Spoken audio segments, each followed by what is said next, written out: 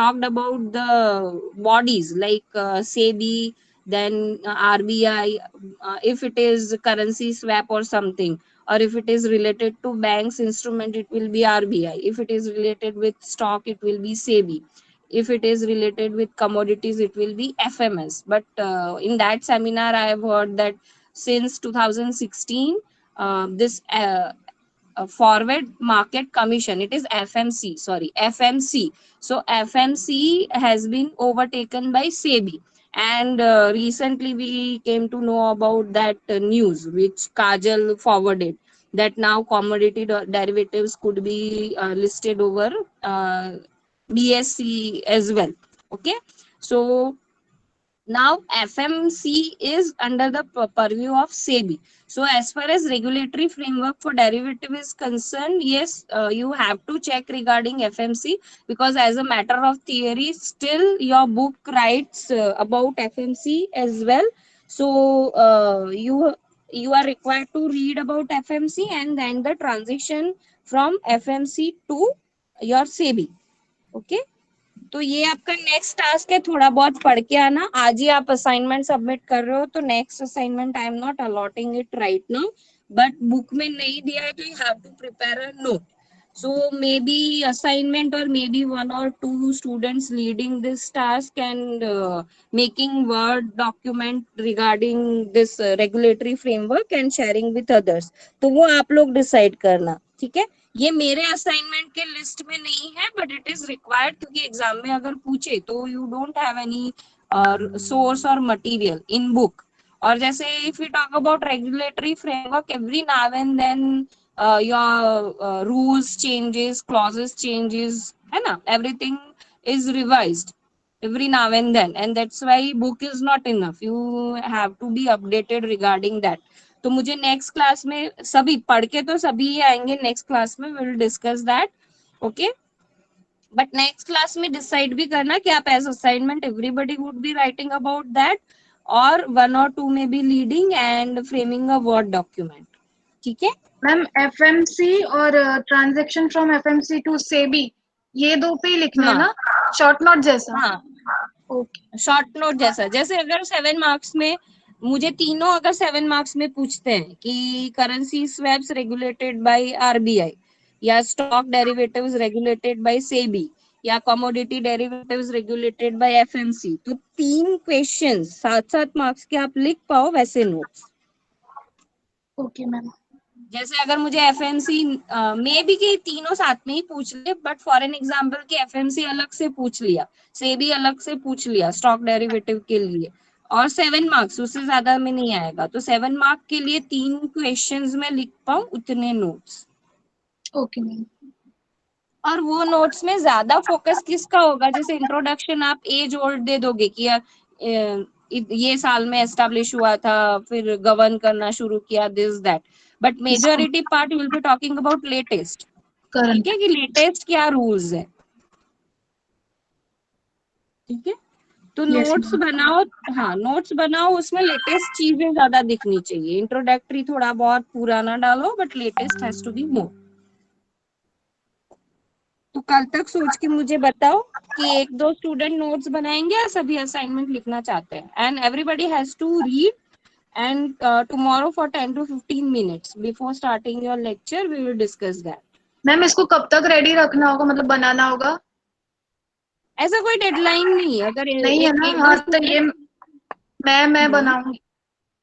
ठीक है, तो फिर इसे हम असाइनमेंट नहीं रखते हैं. हाँ. आपके मिड टर्म के पहले बच्चों को मिलना चाहिए कि एटलीस्ट मिड टर्म में प्रिपेयर करके आए. ओके. ठीक है, तो आप वो बना लेना, बट पढ़ना सभी को है. कल जैसे वर्बल एग्जाम होता है ना, वैसे ही मैं लूंगी, किसी को भी पूछ सकती हूँ. So I think all are clear regarding this. Yes ma'am. है ना, नोट्स काजल बना के देंगे, बट कल वर्बल एग्जाम टाइप का होगा. मैं लिस्ट में से किसी का भी नाम लेके पूछ सकती हूँ regarding FMC, regarding SEBI, regarding RBI. ठीक है, और इसके भी मार्क्स होंगे, क्लास पार्टिसिपेशन के जो मार्क्स होते हैं ना, वो कल के बेसिस पे मैं रखूंगी. तो सबको पढ़ के आना है latest trends. not only regulatory structure, but you can talk about latest trends in derivative market as well. जो वो सेशन में भी काफी कुछ डिस्कस हुआ था कि लेटेस्ट क्या है ना, कौन से प्रोडक्ट में, मतलब कौन से डेरिवेटिव में लोग ज्यादा ट्रेड करते हैं, कौन सा इतना लोग लोग उसके बारे में फैमिलियर नहीं है। जैसे लार्ज कॉर्पोरेट्स ही यूज करते हैं कमोडिटी डेरिवेटिव्स, ये जो एमएसएमई है तो एमएसएमई यूज नहीं करते हैं। Lot many agriculturist farmers are not aware about this. तो लेटेस्ट ट्रेंड्स भी पढ़ सकते हो, रेगुलेटरी फ्रेमवर्क थोड़ा पढ़ के आना, ठीक है। तो कल स्टार्टिंग के 15 minutes we will discuss that. Okay ma'am. ठीक है, now talking about this, okay, form A has I'm not going again for this details, but let me read detail of next slide, so you'll be more clear about the this swap and how that swap has benefited both the parties, though one party had absolute advantage, ठीक है। Firm A has transformed a fixed rate liability into a floating rate of interest. A is borrowing at LIBOR, okay, uh, plus 1% or minus. It should be plus 1%. A is borrowing at LIBOR plus 1%, okay. A saving. Acha, this is about final flow, okay. जैसे हमने discuss किया था ना कि किसको कितना benefit होगा, ठीक है।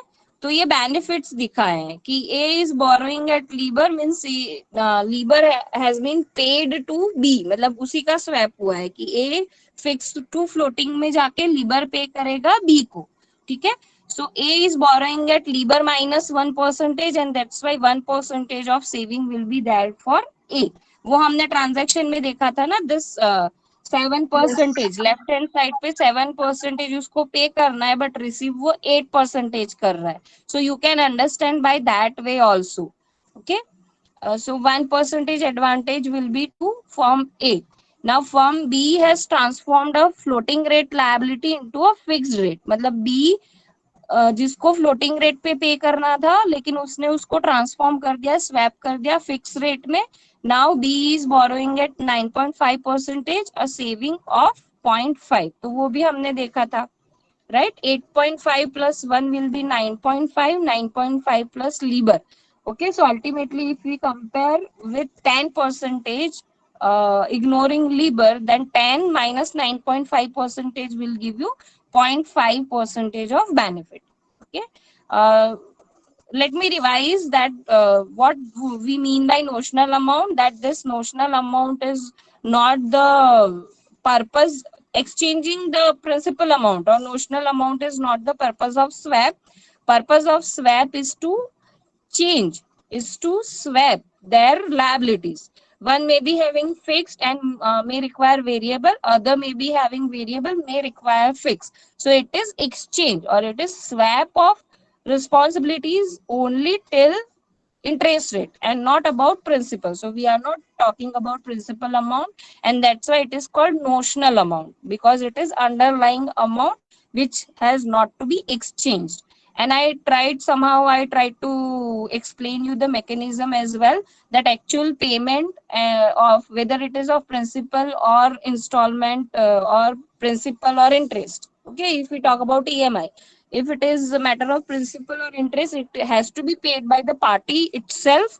Okay, company A has to pay its liability, but the benefit, whichever benefit is through this transaction, would be paid to the parties by bank.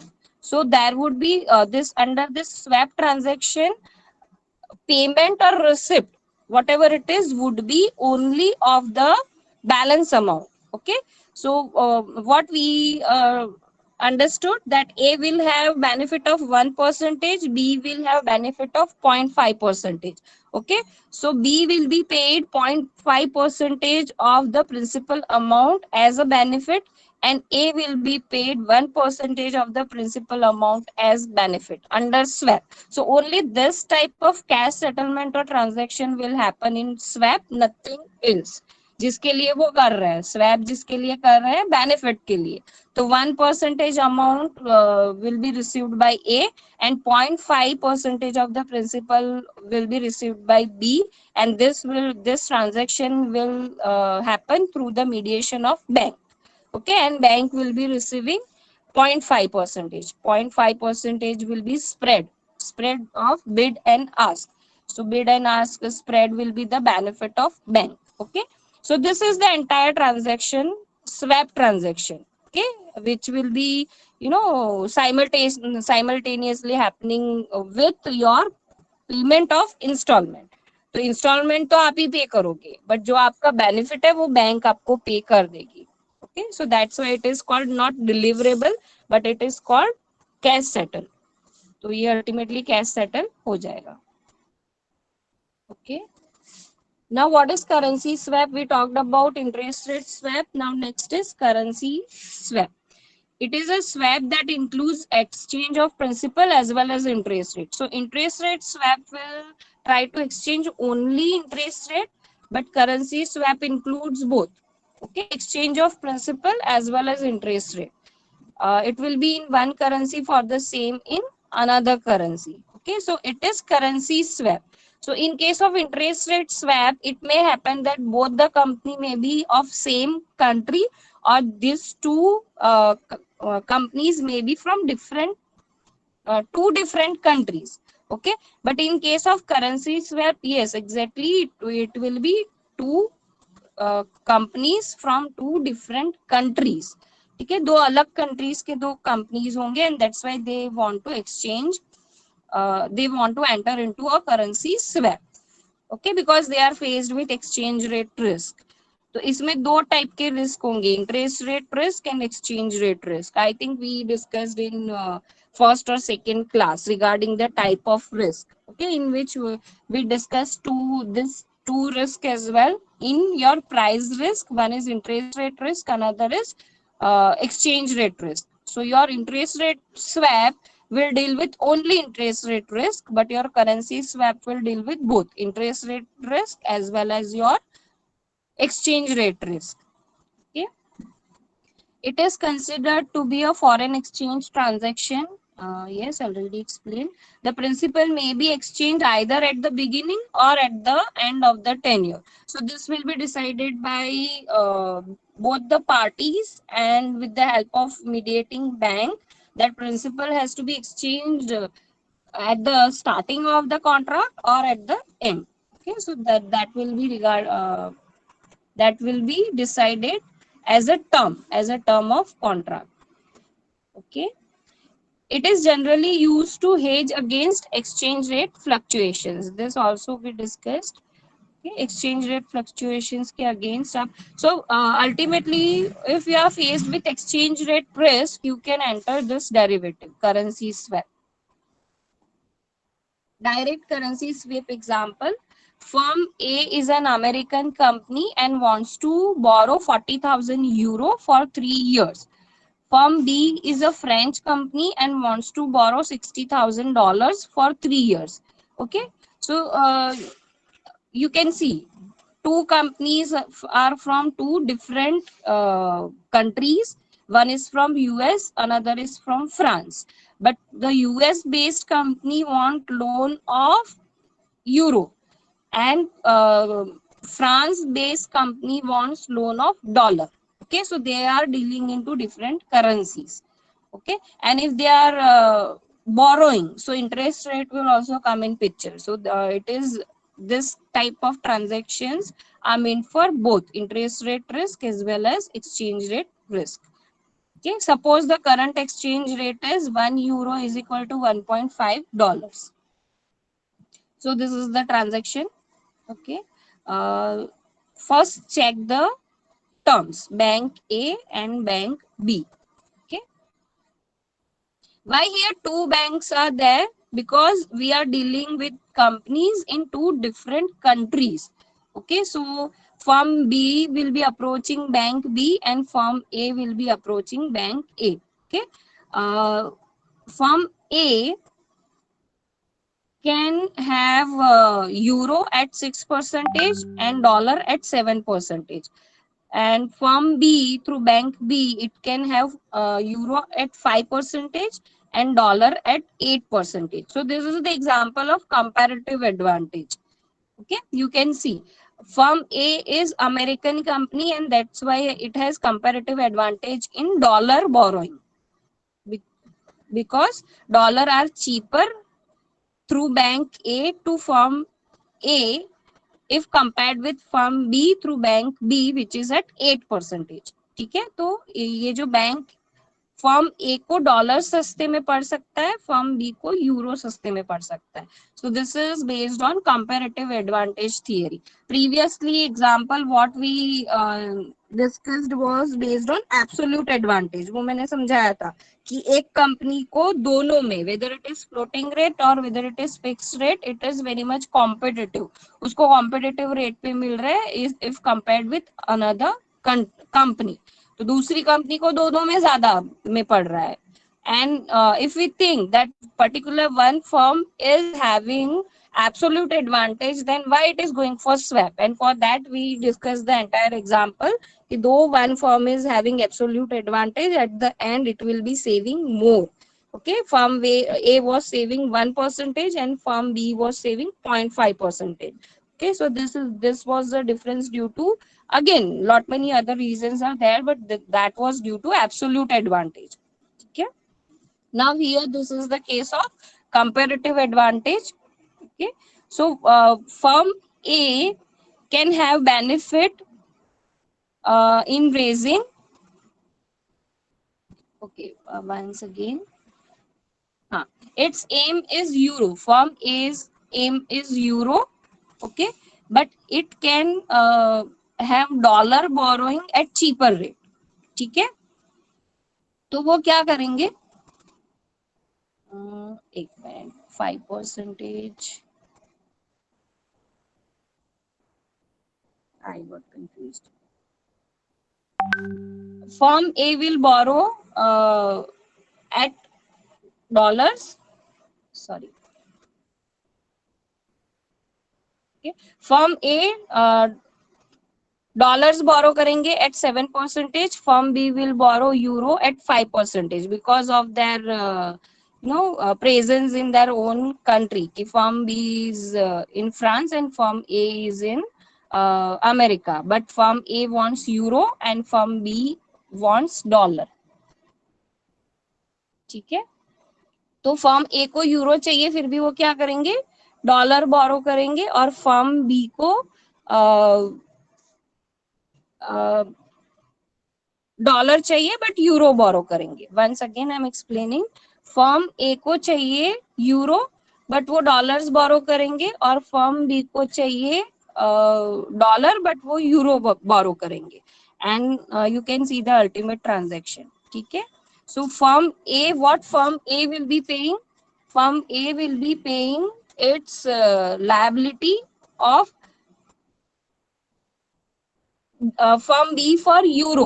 मतलब वो 5% firm B को पे करेंगे, against that firm B will pay 7% of its liability, and firm B will be raising euro, firm A will be raising dollars, and principal as well as interest rates will get exchanged. तो actual transaction क्या होगा कि firm ए जो है वो dollars बोरो करके swap कर लेंगे फर्म बी के साथ, फर्म बी जो है वो यूरो बोरो करके स्वैप कर लेंगे फर्म ए के साथ. ठीक है, this is the transaction. Once again I am explaining, firm A क्या करेगी, उनको यूरो चाहिए फिर भी डॉलर बोरो करेंगे और फर्म बी को दे देंगे. ठीक है, फर्म बी को डॉलर्स चाहिए बट वो यूरो बोरो करेंगे और फर्म ए को दे देंगे. Okay, once again go with the details. Firm A is an American company and wants to borrow 40,000 euro, right? But वो यूरो बोरो नहीं करेंगे, वो डॉलर्स बोरो करेंगे और फर्म बी को दे देंगे. Firm B wants dollars but वो क्या करेंगे, यूरो बोरो करेंगे और वो फर्म ए को दे देंगे. That is the exact swap transaction. Now look at the interest rates. ठीक है, फर्म ए ने डॉलर्स में बोरो किया है. ठीक है, तो इट हैज टू पे इनटू डॉलर टर्म्स 7%, बट वो तो उन्होंने स्वैप कर दिया, ठीक है, फर्म ए ने फर्म बी को दे दिया, यानी now it is responsibility of firm B and that's why firm B will be paying 7% to firm A. Okay, firm B ने यूरो में फंड्स रेज किए थे but that responsibility got transferred to firm A, तो firm ए अब उनके 5% उनको पे करके देंगे, ठीक है। तो अल्टीमेटली फर्म बी ने कितना पे किया 5%, फर्म ए ने कितना पे किया 7%। ओके, दोनों फर्म को 1% का बेनिफिट होगा ना मैम? हाँ एग्जैक्टली राइट, ठीक है। See from point of view of firm A, exactly उनको क्या पे करना है, 7% पे करना है जो उनको मिल गया, बट उन्होंने सामने कितना पे किया, सिर्फ 5% ही पे किया, ठीक है। So that's why benefit of 2%। और फर्म बी ने क्या किया, उनको एग्जैक्टली कितना पे करना था, 5% जो उनको फर्म ए से मिल गया, ठीक है, बट दैट पेड 7%। अब फॉर्म बी के प्लेस पे आप क्या सोचोगे कि उन्होंने 5% रिसीव किया बट 7% पे किया, तो हाउ इट गॉट बेनिफिट, ठीक है। Why it got benefit, because euro is appreciated currency, you can सी, देखो यूरो $1 है और 1 euro is equal to $1.5. What it mean that euro, if compared with dollar, is appreciated currency. Okay, and due to this, you can see 40 euro and 60th dollar, यानी क्या हो जाएगा कि अगर आप फॉर एन एग्जाम्पल इसको 40 million ले लो, so if it is 40 million euros, if it is getting converted into dollars, it will be 60 million dollars because it is 1.5। तो आपका यूरो अगर 40 मिलियन है तो डॉलर में वो 60 मिलियन हो जाएगा। Okay, and that's why firm B is also at benefit due to appreciated currency, ठीक है, क्योंकि उन्होंने क्या फिक्स किया है, 1 euro will be equal to $1.5, वो फिक्स किया है, ठीक है। और यहाँ पे भी सेम चीज, जो डिफरेंशियल अमाउंट होगा regarding principal as well as interest, कि differential depending on the prevailing exchange rate, कि प्रिवेलिंग 1.5 से कम भी हो सकता है, ज्यादा भी हो सकता है। तो अगर कम हुआ, फॉर एन एग्जाम्पल कि 1.45 हो गया, तो कौन बेनिफिट में होगा, कंपनी ए विल बेनिफिट, है ना। 1.45 हो गया मीन्स कि इनको जो 40 मिलियन यूरो के अगेंस्ट जो डॉलर्स मिलने वाले थे 60 मिलियन डॉलर्स, वो 60 मिलियन नहीं मिलेंगे, now it is 1.45, so it will be multiplied by 1.45 only. So depending on the current rate of particular currency exchange, it will get decided कि कौन सी कंपनी को बेनिफिट हो रहा है। सो उन्होंने फिक्स किया है 1 euro is equal to $1.5, but वो ऊपर नीचे होगा तो accordingly benefit of company will get decided. जैसे 1.45 हुआ तो कंपनी ए को बेनिफिट होगा, 1.55 हुआ तो कंपनी बी को बेनिफिट होगा, in case of principal exchange, ठीक है, प्रिंसिपल एक्सचेंज में। और इंटरेस्ट रेट में ऑलरेडी यू कैन सी, है ना, कि इनको 2% का प्रॉफिट है और इनको 2% ज्यादा पे करने पड़ रहे हैं। But why they may have entered into this transaction, because there are more possibility of your dollar depreciation rather than appreciation। तो अगर डॉलर डेप्रिशिएट होगा, ठीक है, अगर डॉलर डेप्रिशिएट होके 1.55 चला गया, तो who will be at benefit, company B will be at benefit because it will have more dollars if it is exchanging it with euros, तो उनको ज्यादा डॉलर्स मिलेंगे। And again this type of swap transactions are designed looking at prediction, future prediction of exchange rates only। तो may be कि दोनों ने ये exchange rate predict किया हो that dollar will get depreciated, right. तो डॉलर डेप्रिशिएट होगा तो बट ऑब्वियसली फर्म बी को एडवांटेज होने ही वाला है in case of principal exchange, but against that firm A is getting benefit of interest rate differential of 2%, so that's why that would be win-win condition and ultimately this swap will get designed, ठीक है। तो ma'am यहाँ पे जो percentage दिए हैं वो interest rate के है ना? हाँ, इंटरेस्ट रेट से। तो और फिर ma'am what about principal amount? Principal amounts ये दिए हैं ना कि फर्म ए को 40,000 यूरो चाहिए, फर्म बी को $60,000 चाहिए। अब स्वैप एग्जैक्टली क्या हो रहा है कि फर्म ए यूरो बोरो नहीं कर रही है, फर्म बी बोरो कर रही है dollars.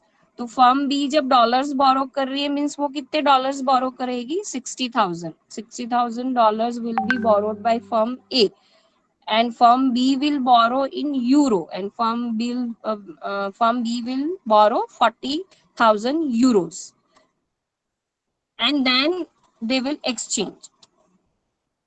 Let me explain once again. Firm A को 40,000 यूरोस चाहिए बट वो बोरो करेंगे $60,000। फर्म बी को $60,000 चाहिए बट वो बोरो करेंगे 40,000 euros, and then they will swap, they will exchange this principal amount at a fixed rate, 1 euro is equal to $1.5। तो ये जो exchange होगा वो 1 euro is equal to $1.5 के रेट पे होगा, तभी one will have 40,000 euros and other will have $60,000। But what I was talking about profit and loss at the time of expiry, at the time of execution, because this maybe this swap has entered, they have entered this swap today, okay, looking to the prediction after 3 months, and this exact transaction they are doing for 3 months, or it may be rolling. If it is interest rate, it will be a rolling transaction, like every 3 months or every 6 months they will be swapping, they will be swapping their EMI or principal or interest rate. Okay, so this will be a rolling contract, so every 6 months, okay, every 3 months or 6 months, as the term may be, that profit and loss will get decided।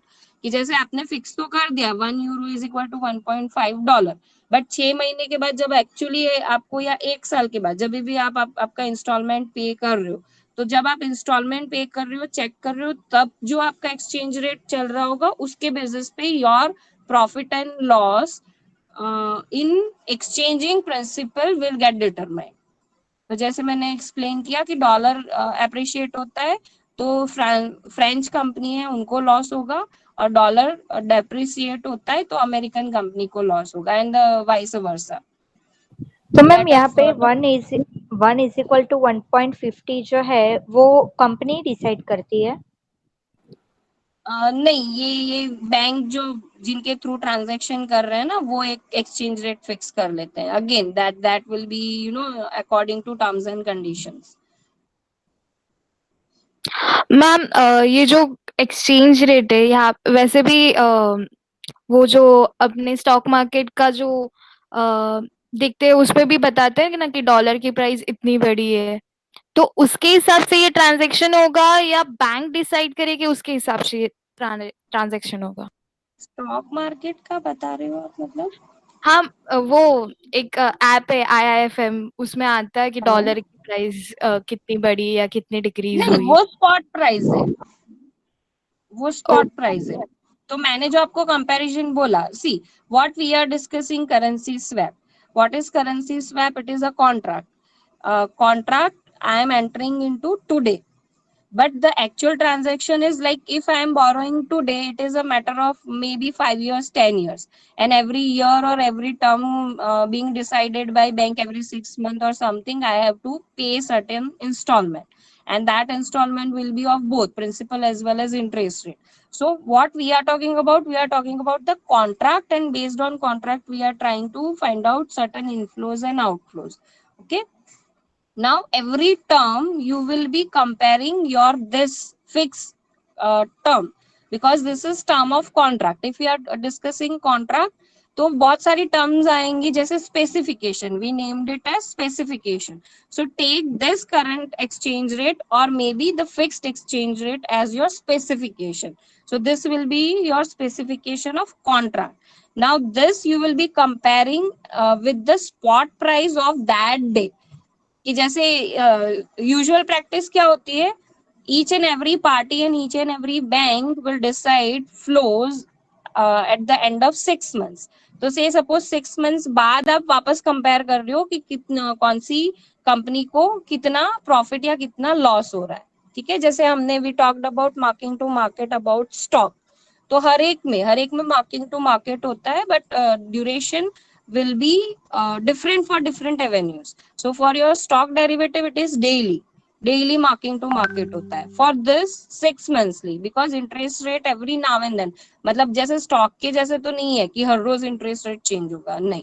तो it can be quarterly, it can be semi annually, but majority time वो semi annually होता है 6 महीने. तो 6 महीने के बाद आप क्या कर रहे हो, जो करंट चल रहा है, current dollar versus euro price चल रहा है, उसके साथ ये वाला कंपेयर करोगे और फिर देखोगे कौन सी कंपनी को बेनिफिट हुआ, कौन सी कंपनी को लॉस हुआ. तो एक्चुअल ट्रांजैक्शन जो होगा वो लॉस और बेनिफिट का ही होगा, कि जिस कंपनी को लॉस हो रहा है वो cash flow will be paid to the company which is getting benefit. तो उतना ही ट्रांजैक्शन होगा. इसमें भी same like your interest rate swap ही है कि अंडर स्वैप क्या एक्सचेंज होगा, ओनली द बेनिफिट अमाउंट, मतलब जिसको लॉस हो रहा है वो जिनको बेनिफिट हो रहा है उनको पे कर देंगे. एक्चुअली जो पे करना है लायबिलिटी एंड ऑल वो तो फर्म्स ही करेंगे. जैसे फर्म ए को उन्होंने स्वैप करके लिया तो है, मतलब कि उन्होंने स्वैप करके यूरो लिया है, बट उनका एग्जैक्ट जो भी लायबिलिटी है like into dollars, firm A borrowed in dollars, तो उनको जो पे आउट करना है वो अपने हिसाब से ईएमआई वो अपने हिसाब से ही पे करेंगे. That has know that outflow or inflow has no relevance with currency swaps outflow or inflow. Currency swap का inflow outflow क्या होगा कि whosoever company is at loss will be paying to the company which is at profit. तो ये ही transaction swap में होगा ऐसे. So these are the what I discussed in terms. हाँ बोलो. नहीं मैम कंटिन्यू करो, मैं बाद में पूछ. नहीं पूछ लो. एक्चुअली स्वैप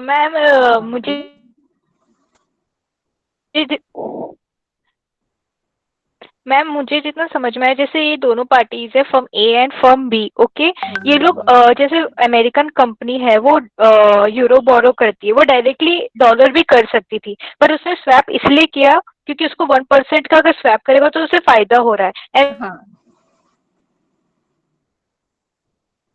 वैसे ही फर्म बी का है, पर्टिकुलर केस में भी दोनों कंपनीज को ही फायदा हो रहा है ना, हाँ. 1% का. हाँ exactly right.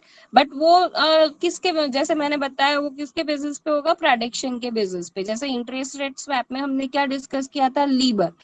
Okay, and I don't wanted to complicate it, that's why I ignored Liber. But exact किसको कितना प्रॉफिट हुआ, किसको कितना लॉस हुआ, वो कब पता चलेगा, लीबर जब पता चलेगा. तो लीबर वहां पे भी ऐसा होता है कि every 6 months they will check कि क्या लीबर है और अकॉर्डिंगली कौन सी पार्टी को प्रॉफिट हुआ, कौन सी पार्टी को लॉस हुआ. But at the time of entering contract they will enter into contract depending on certain prediction. तो जैसे हमने इंटरेस्ट रेट में क्या डिस्कस किया कि फिक्स टू फ्लोटिंग बंदा क्यों जाएगा, because like that particular company predicts that interest rates are going to decline. तो मैं फिक्स ज्यादा पेमेंट का बर्डन क्यों लूं, I need to swap it with floating, कि फ्लोटिंग कम हो रहा है और मैं फ्लोटिंग में जाऊंगी तो मुझे. Hello. Yes, ma'am. Yes, ma'am. हाँ कॉल आ गया था, बीच में कॉल आ गया था. So that will be based on prediction. Okay, कि फिक्स जिन्होंने लिया उनको लग रहा है कि फ्यूचर में रेट कम होने वाले हैं, that's why it want to go for floating. और जिन्होंने फ्लोटिंग में लग रहा है उनको लग रहा है कि बढ़ेंगे इंटरेस्ट रेट. ओके, और मे बी दैट कंपनी में be into different country and वो कंट्री में इंटरेस्ट रेट्स उनके बढ़ने वाले हो, तो उनको लगता है let me go for fix. And in this particular transaction as well, they will have certain prediction that firm B, why firm B will be entering into this particular contract, because that company has predicted that dollar is going to depreciate in future, and by that way I can take advantage. Okay, so swapped principal amount I'll get more in terms of dollars. as dollar is going to depreciate. Against that, firm A has absolute 2% of interest rate advantage. Okay, it is paying 5% and it is receiving 7%. So 2% of the interest rate it is saving. Okay. Yes, ma'am. This is the reason why the numericals were removed from the syllabus, because see what I am doing, I am trying to give you example, and through that I am trying to explain you swap. Now, without explaining the entire numerical or calculative part, nobody can understand the entire mechanism. उसमें बहुत छोटी छोटी details है, जैसे transaction कैसे होगा, फिर at the time of term expiry 6 months or 1 year आप compare करके profit and loss of each company, how you are going to decide, and how much payment one party will be doing to other party. So you have to do it for 5 years, 10 years term, maybe every 6 months. Okay, semi-annually you will be doing this analysis. So if you are not going for that numerical, you cannot understand swap, right? But as you have only theory, and that theory I may be giving you as presentation, so I thought I should explain this in detail through an example. Otherwise मैं इसको as a simply theory भी समझा सकती थी कि firm A को fix to floating जाना है, फर्म बी को फ्लोटिंग टू फिक्स जाना है, और वो स्वैप कर रहे हैं. And the actual meaning of swap is only up till that. Okay, you are not required to understand this much detail. But अगर आपको वो सिर्फ एक मीनिंग या डेफिनेशन ही समझा दूंगी और डिटेलिंग नहीं, तो how you will be able to write in your exam. Okay, so don't worry about the calculation or numerical part. It's removed from your syllabus since I think 2 years, because it was too much complicated और बच्चों को समझ में नहीं आ रहा था. But practically, if you see, then like companies, they will be using currency swap. I gave you example of this. ये टेरी towel का कौन सा कंपनी है, उसका मैंने एग्जांपल दिया था ना कि उसके कुछ ट्रांजैक्शंस एक बच्चे ने कलेक्ट किए थे करेंसी स्वैप के, and he analyse, so he found out under few currency swap company was at benefit and under few currency swaps it was at loss. कौन सा है, वापी का कौन सा है वो, Wellspun, ma'am. वेल्सपन, हाँ.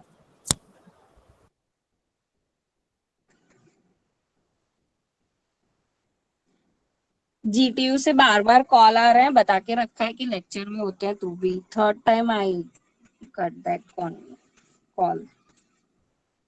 कितने बजे? Okay. So what I was explaining कि numerical part is not there into your syllabus, and that's why you are not required to bother about that. But at least आप theory लिख पाओ, उतना समझ में आना चाहिए. Okay? और कुछ डाउट हो तो पूछो.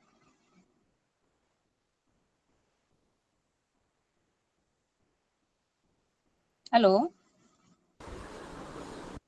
नहीं मैम, Yes, समझ ma'am. में आ गया.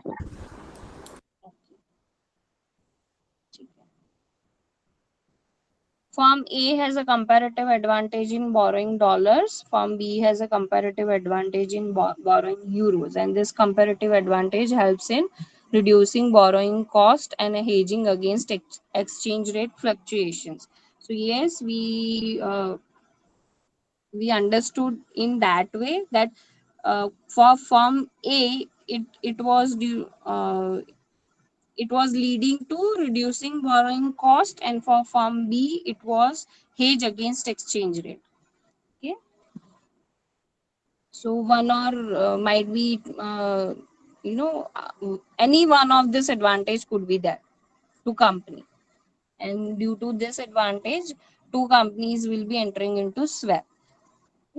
तो ये सारी चीजें जैसे prediction and all those things, comparative advantage, prediction, if all these things are there favorable to both the parties, then and then only this swap is going to happen. तो वो भी है कि आपका जो पर्पस है वो अगर मैच नहीं हो रहा है तो you won't be entering into derivative और currency swap. But if your purpose is getting fulfilled, and if reverse prediction kind of thing, if both the firms are assuming, and yes, being into two different countries, it may happen that they both have different kind of prediction regarding future, and that's why ultimately this type of swap transaction will happen. Okay. Ma'am, ये सिर्फ हम्म. दोनों country के बीच में ही हो सकता है या एक कंट्री के बीच में दो कंपनी होती है तो भी हो सकता है? वो इंटरेस्ट रेट स्वैप कर सकते तो हैं. अलग अलग कंट्री. करेंसी अच्छा, स्वैप, हाँ, करेंसी स्वैप है तो yes exactly two companies will be into two, और may be two companies has different requirements, right. But वो फिर उसका purpose and all you need to, जैसे अगर दोनों एक ही कंट्री में है, okay, but it can not happen, मतलब उनको दूसरी कंपनी भी अगर सेम कंट्री में है और उनको जैसे फॉर एन एग्जांपल यूएस में ही है और उनको यूरो चाहिए, तो वो फर्म ए जो यूएस में ही है उसके साथ स्वैप कैसे करेंगे? उनको तो कोई दूसरी कंपनी जो यूरोप में है और जो उनको यूरो सॉरी फ्रांस में है और उनको यूरो बोरो करके दे, वैसी कंपनी उनको फाइंड करनी पड़ेगी, right? So I think for this currency swap, yes, two companies will be into two different countries operating into two different currencies. Interest rate swap can happen within the boundary of country or maybe in two different countries. Ma'am हमारे India में कौन सी swap ज्यादा popular है?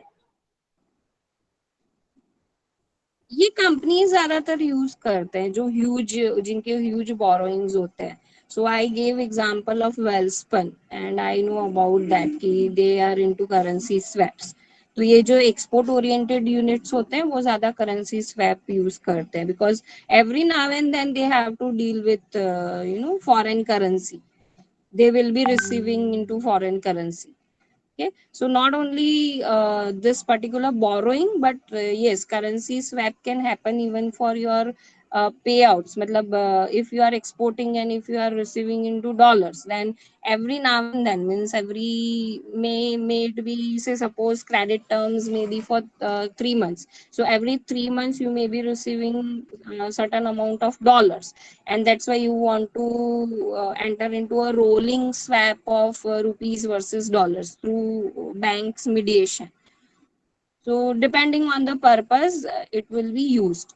Okay, so what I know as an example is export oriented units uses currency swaps because they have regular inflow of foreign currency.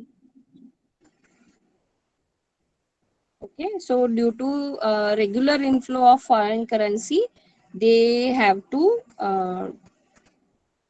use this type of swaps and derivatives. Anything else? Ma'am वो principal amount कब exchange करेंगे? वो मतलब वो terms में decide होगा contract में कि स्टार्टिंग में करना है, इन बिटवीन जब आप ईएमआई पे करना है तब, क्योंकि एक्चुअल ट्रांजैक्शन क्या होता है, actual transaction is about passing on from one party that is at loss to other party which is at profit, उतना ही ट्रांजैक्शन होता है. जैसे मार्किंग टू मार्केट बोलते हैं ना, वैसे कि 3 मंथ्स में या 6 मंथ्स में यूल बी चेकिंग कि कौन सी पार्टी लॉस पे है, कौन सी पार्टी प्रॉफिट पे है. तो if they have decided as a term of contract that every term and we will be exchanging, so every 6 months they will be exchanging, or they may have decided let us exchange principal at the beginning and only interest amount will be swapped at the time of this rolling of the contract every 6 months, or may it be let us swap principal at the end. So it is again it is decided as a matter of terms and conditions, specification of the contract. तो ma'am जैसे commodity exchange में वो MCX के contract और specification रहता है, तो इसमें भी वैसा ही रहता है? ये ओटीसी होते हैं ज्यादातर. तो जो भी specific, we cannot exactly say it as specification, but there are certain terms and conditions, few terms and conditions previously beforehand decided by the bank. Okay, it may be broking firm or it may be bank. तो वो थोड़े बहुत terms and conditions they will be clear about, and rest of the things they all the parties through consensus they will be deciding regarding other terms and conditions. तो जो OTC होता है ना, उनके ऐसे रिटर्न डॉक्यूमेंट आपको नहीं मिलेंगे, वो एक्सचेंज ट्रेडेड जो होते हैं उनके ही मिलते हैं, because we have already learned that OTC are kind of forwards, and forwards are customized kind of contracts. They are not specialized. ठीक है, और आपके जो एक्सचेंज ट्रेडेड होते हैं वो स्टैंडर्डाइज्ड होते हैं. ठीक है, सो एक्सचेंज ट्रेडेड जितने भी प्रोडक्ट्स है उसके स्टैंडर्डाइज कॉन्ट्रैक्ट्स मिलेंगे. जैसे commodity is through MCX and nowadays through BSC, right? तो मैम इसमें भी कस्टमाइज्ड ही रहता है ना उन लोग का टर्म्स एंड कंडीशंस? हाँ,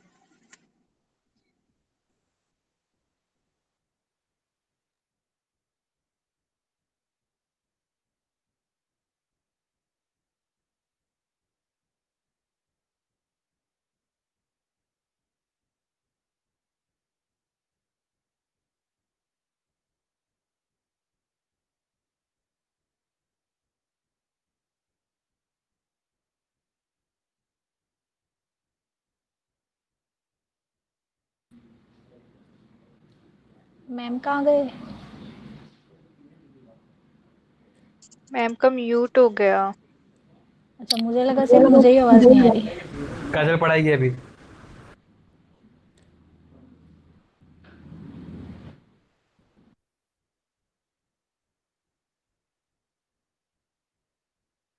हेलो दीपक.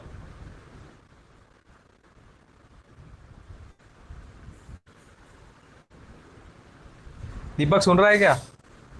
हेलो. सुन रहा हूँ यस मैम. मैम हाँ, वो जीटीयू का कॉल कितनी बार कट किया तो भी समझते ही नहीं है. फाइनली रिसीव करके बोला कि 10 मिनट में कॉल करती हूँ. ओके, बताओ हम कहाँ थे?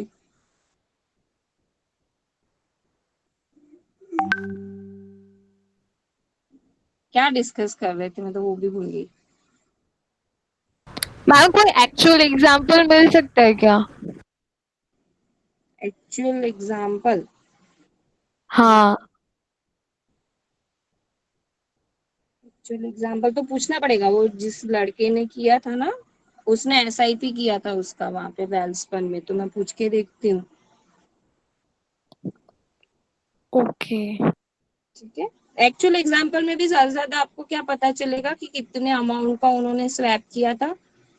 ठीक है, और क्या एडवांटेज हुआ. उससे ज्यादा तो कंपनी शायद नहीं बताएगी. उसको ट्रांजैक्शंस के डिटेल दिए थे कि ये डेट पे ये ट्रांजैक्शन एंटर हुआ था, ये टर्म थी उसकी, इस दिन एक्सपायर हुआ था, इस दिन उनका जो करंट एक्सचेंज रेट था वो ये था, and accordingly Welspun was at profit और loss due to this derivative. तो इतने डिटेल्स मिलते हैं, इससे ज्यादा तो नहीं मिल पाएंगे.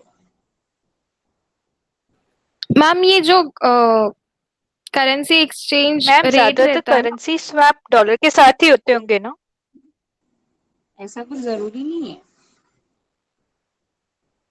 जितने कंट्रीज में एक्सपोर्ट करते हैं, and that too we are only discussing about export, because company have a lot many other operations as well. Like a company want to go for any manufacturing unit in other country. Okay, may it be alliance or something. So what I mean to say, it's not only export. The mode of entry into other countries, lot many modes are there. You start with exports, but later on you may end up into a franchisee, or maybe alliance, or maybe starting an independent unit. So you may purchase assets in different currency. Okay, and ultimately being parent, your revenues are repatriated to your base country. So you have to convert that into your own country's currency.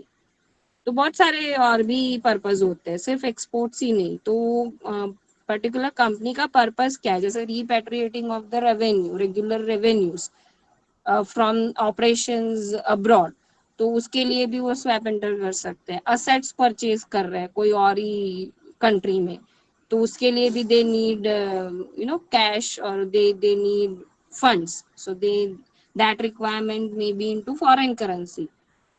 ठीक है. तो जब भी कुछ भी मतलब कोई भी currency transaction which needs exchange और changing the dominating currency, denominating currency change करना है कोई भी ट्रांजैक्शन में, so this can be helpful. May it be asset purchase, may it be raw material purchase, may it be export, may it be repatriating your income, है ना. इस पर तो पूरा एक वो है, ये है आपका इंटरनेशनल फिनेंस करके पूरा एक सब्जेक्ट है. तो कैसे आप हेज कर सकते हो, तो उसमें भी hedging, there are lot many other ways to hedge, but derivative is also a hedging tool. तो उसमें भी आप ये पढ़ते हो कि अगर आपको कोई एसेट परचेज करनी है और उसका एक्सचेंज रेट फ्लक्चुएशन हेज करना है, so what could be the modes. तो उसमें ये आता है कि you can go for currency swap, और if you are borrowing something you can go for interest rate swap और समथिंग. ठीक है. तो प्रैक्टिकली तो बहुत ज्यादा पर्पस के लिए यूज होता है, not only in case of exports.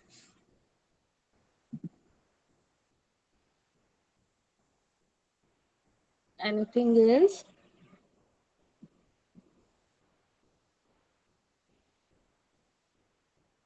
Hello. No Yes, मैम. ma'am. No, ma'am. Okay. So tomorrow I'll be starting with your new chapter, second chapter, first module में ही है वो.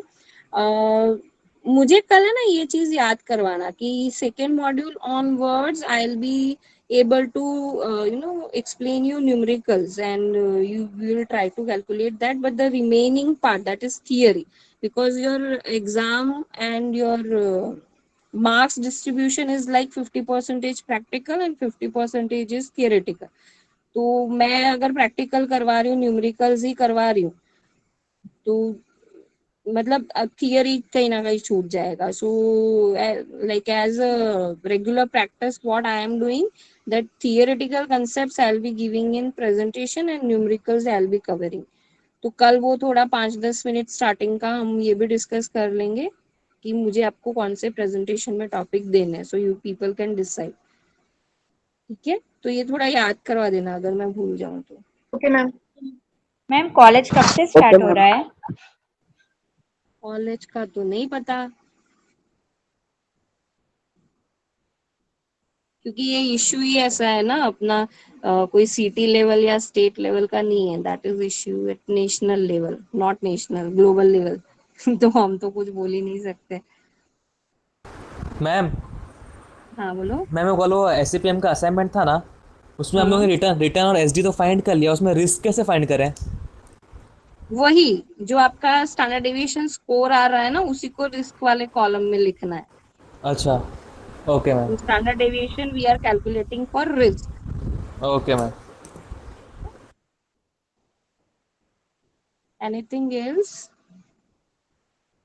नो नहीं मैम. मैम, दूसरे लेक्चर का link आ गया है। हाँ चलो. हाँ मैम, एक और था. हाँ, मैम वो रिटर्न्स फाइंड करते हैं ना, तो उसमें वो एडजेसेंट क्लोज लेते हैं कि सी क्लोज लेते हैं? क्या? रिटर्न्स फाइंड करते हैं ना, वो हाँ. न्यू वाला क्लोज माइनस ओल्ड वाला close, sorry divide close upon -1 होता है ना. हाँ. हाँ, तो उसमें वो 2 क्लोज है, एक खाली क्लोज है और एक एडजेसेंट क्लोज है. एडजस्टेड होगा. हाँ, एडजस्टेड क्लोज, तो वही हाँ लेंगे बट ना अभी मैम? हम नहीं, अभी हम क्लोजिंग प्राइस ही ले रहे हैं, वो एडजस्टेड क्लोज नहीं ले रहे हैं. ओके मैम, क्लोजिंग प्राइस लेना है. ठीक है मैम. ठीक है. चलो, I am ending the meeting. Bye. Have a nice thank day. You ma'am. Bye ma'am, thank you. Bye. Bye bye. Thank you, ma'am.